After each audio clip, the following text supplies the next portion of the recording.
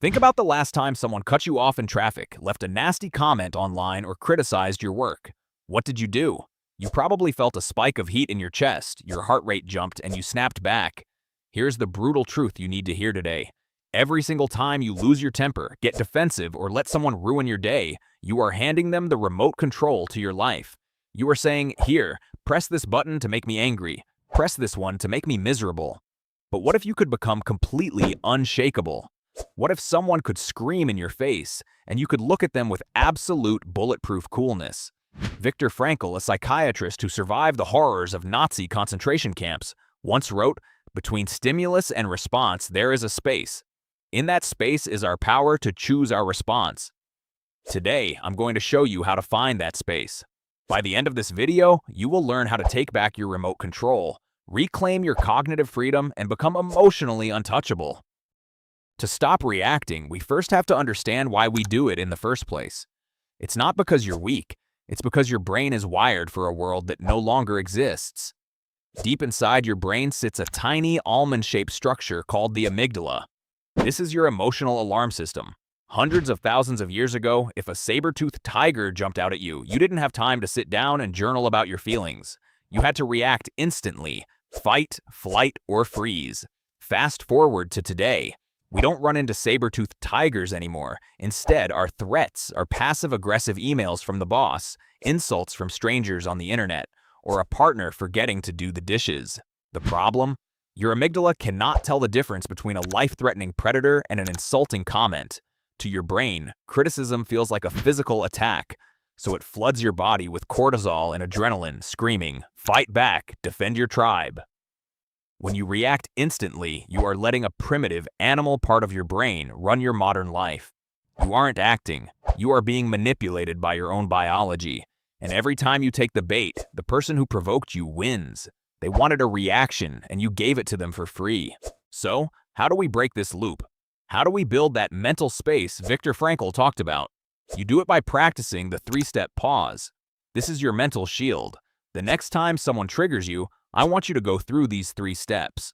Step 1. The 3-second physical circuit breaker.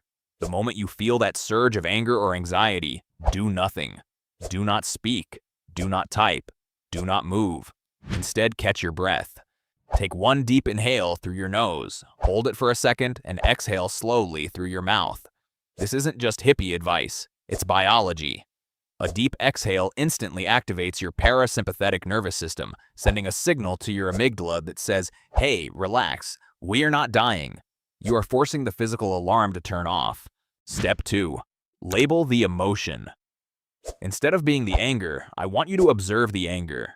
Pretend you're a scientist studying yourself. Instead of thinking, "I am furious," say to yourself, "Wow, look at that. I am experiencing a strong wave of anger right now." By shifting your language, you emotionally detach. You realize that the emotion is just a passing weather storm, but you are the sky. The storm doesn't change the sky. Step 3. Ask the power question. Once you have that 3-second buffer, ask yourself this one question: if I react right now, who wins? Will reacting protect your peace, or will it feed their drama? 9 times out of 10, reacting only drains your energy and validates their bad behavior. By asking this question, you shift the power back to your rational brain. You choose your response instead of letting the stimulus choose it for you. When you master this, something magical happens. You realize that silence and craziness are not signs of weakness. They are the ultimate flex of power. Think about it. Why do bullies, manipulators, and toxic people criticize or attack you? They want a reaction. They want to see you sweat, yell, or get defensive because it means they control you.